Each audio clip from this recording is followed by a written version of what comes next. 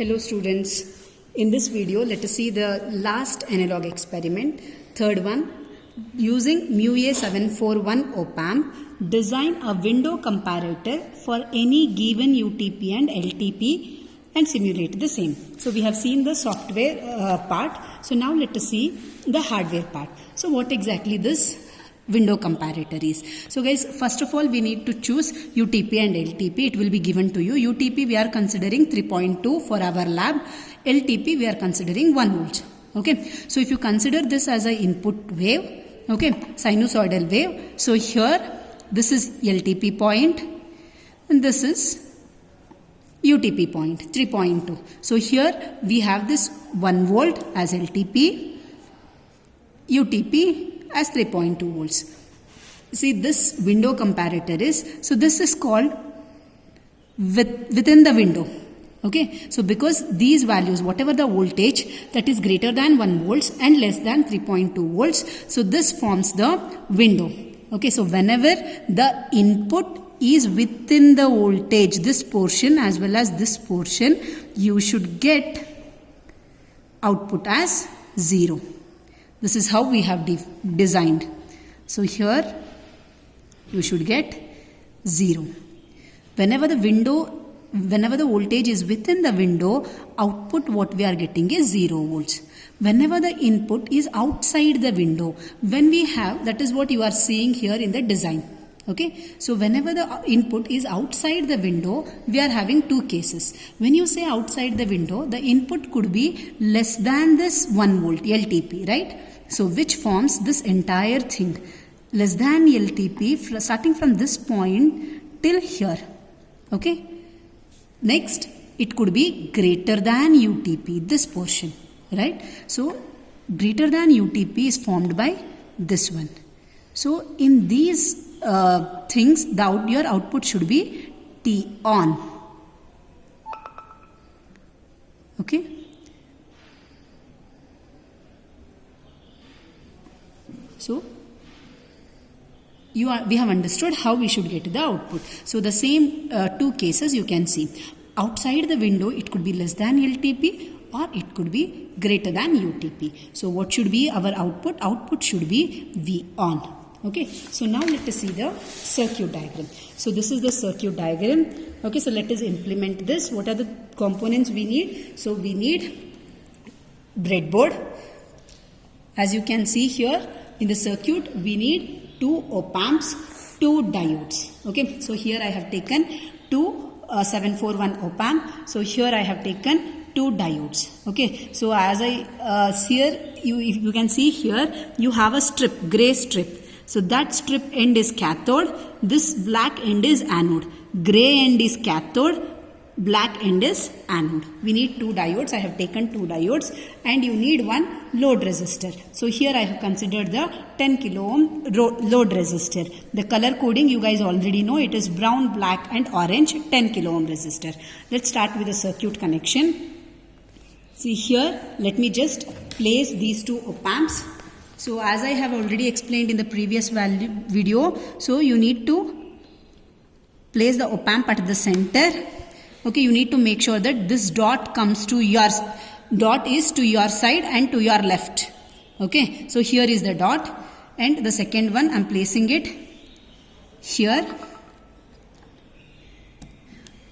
So you make sure that all the hole pins are penetrated properly to the holes. Okay, so next, so we need to give here LTP from the input. So you need to give VI, here you need to give UTP. So now let me just connect this diode part. Let me do the outside part first. So here for this pin number 6 of the first op-amp, pin number 6 of the first op-amp, you need to connect the anode. Okay. Similarly, pin number 6 of the second op-amp, you need to connect anode of the second diode. How to do this connection? So this diode, this is the anode end, black end. So this I am connecting it from pin number 6 of the first one. Okay. And I am connecting it to somewhere dummy point.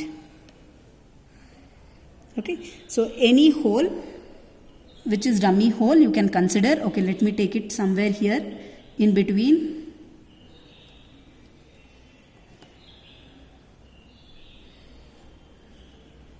Okay, so what I have done, from pin number 6 diode, I have taken the diode, one end I have connected to pin number 6 of the first op amp. The cathode end, gray end, I have connected here to some dummy point. Okay, so where I don't have any connection. So let me repeat the same for the second one. So second diode I have taken, one end I need to connect it to pin number 6 of the second op amp. So here is the pin number 6.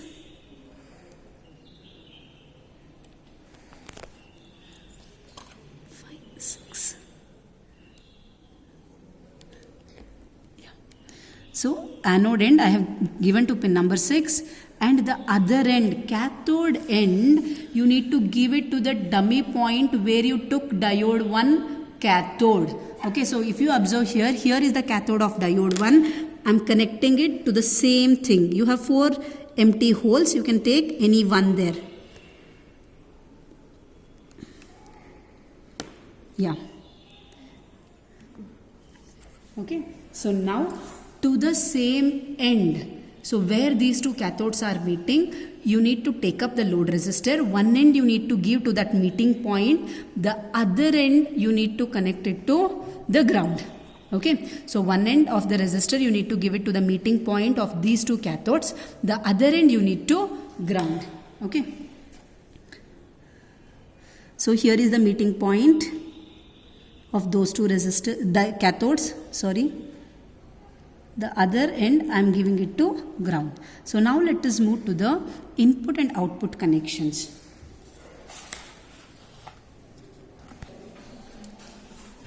So guys, you can see here, so you need to connect. So here we need to generate a sine wave. Okay, so this you need to do it from this signal generator. So this is called as a signal generator. Okay, so here you need to connect the probe. Okay, you need to check the probe connectivity from the CRO at this point. After ensuring that this is working, you need to connect this probe here. Okay, so here this is the signal generator. So positive end you need to give it to pin number 2 of the first op amp and pin number 3 of the second op amp. So to ensure that, what I will be doing is, I am taking one wire, connecting wire. So I am shorting these two connections. So one end I will connect it. One end of this wire I am going to connect it for pin number 2 of the first op amp. So the other end I am going to connect it to pin number 3 of the second op amp.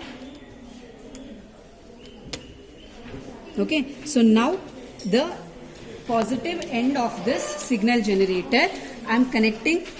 You can connect it to pin number 2 of the first op amp or pin number 3 of the second op amp. It will take from there.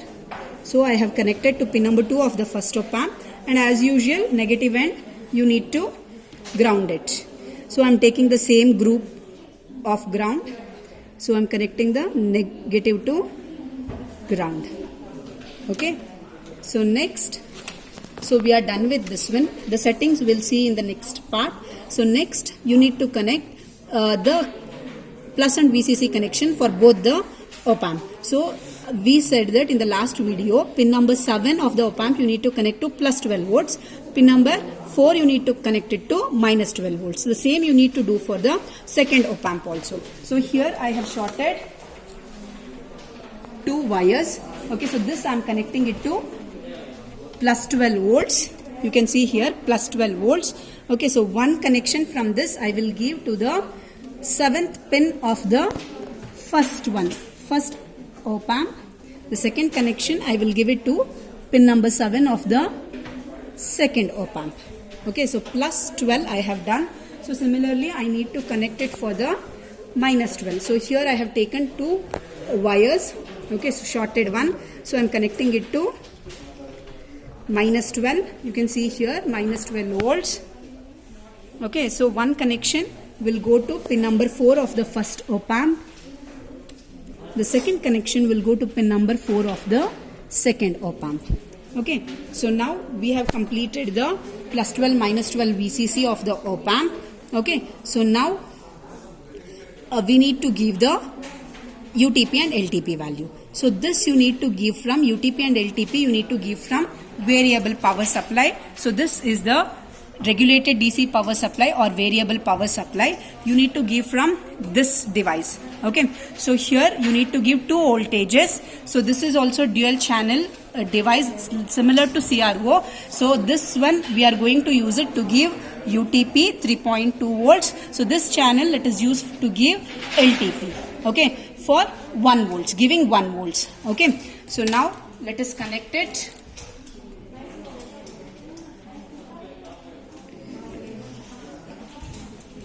Single. Single. So here I am connecting it to the positive of this one. I said this channel I will be making use to give 3.2, right, UTP. So this you need to give it to pin number 2 of the second op amp. So UTP is given to pin number 2 of the second op amp. So here I have the second op amp and here I have the pin number 2 of the second op amp. And negative I am going to ground. From the negative of this channel you need to give it to the common ground. So make sure you are taking the ground points properly, otherwise you will not get the output. So similarly for LTP, so we will make use of this channel. So positive you need to give it to pin number 3 of the first op amp. This is the LTP point. So this you need to give it to pin number 3 of the first op amp. Here is the first op amp and here I am connecting it to pin number 3. So similarly from this end you need to connect to your breadboard ground. So you can see here from this end.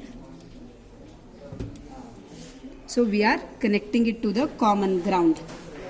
So the last connection now left out is the CRO connection. So guys, here since we are making use of signal generator, only one probe is required for the CRO. Only output we are seeing it using CRO. So one channel is enough. So I will be making use of only channel 1. Channel 2 I am just removing it.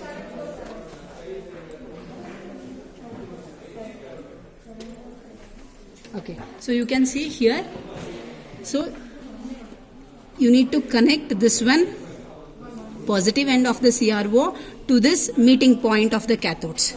Okay, so you need to connect the positive end to this meeting point of these two cathodes where we have connected the load resistor.